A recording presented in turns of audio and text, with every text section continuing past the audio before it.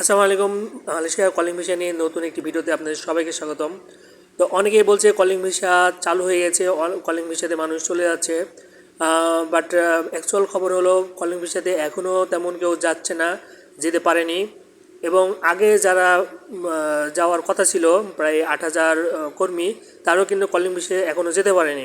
তো actually calling visa নিয়ে কি আপডেট রয়েছে, কি বর্তমানে ঘটছে সেটা জানতে হলে আপনাকে আগের কিছু ইনফরমেশন জানতে হবে, প্লাস পরের ইনফরমেশন মানে ফিউচারে কী হতে যাচ্ছে এটাও জানতে হবে, এবং এখনকার বর্তমান পরিস্থিতি সেটাও জানতে হবে। তো এসব জানার জন্য আপনাকে পুরো ভিডিওটা দেখতে হবে, তাহলে আপনারা সঠিক ইনফরমেশন জানতে পারবেন। কারণ এখন হচ্ছে ইনফরমেশনের একটি ক্রাইসিস চলছে, মানুষ যে যা মতো ইনফরমেশন দিচ্ছে যেগুলো পুরোটাই ভুল এবং বিভ্রান্তকর। সো এই ভিডিওর মাধ্যমে আমি আপনাদেরকে অ্যাকচুয়াল ইনফরমেশন দেবো কলিং ভিসা নিয়ে। তো ভিডিওটা শেষ পর্যন্ত দেখুন। তো প্রথমে বলে রাখি যে কলিং ভিসার বর্তমান অবস্থা কী।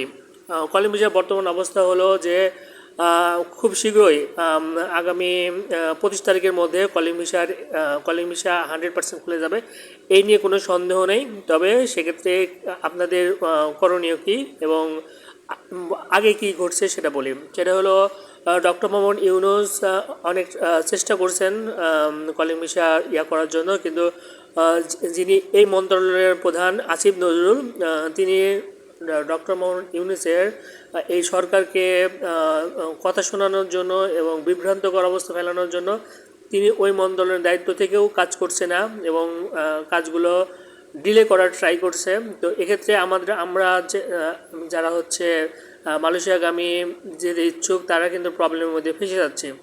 তো এক্ষেত্রে সবচেয়ে দোষী হলো ডক্টর আসিফ নজরুল ইসলাম।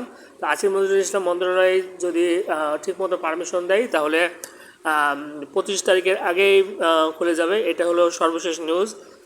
তো আপনারা যদি ভিসা পেতে চান বা কলিং ভিসা শিওর চান, তাহলে আসিফ নজরুলের বিরুদ্ধে প্রতিবাদ করুন। তো এই ছিল আজকের আপডেট। ধন্যবাদ।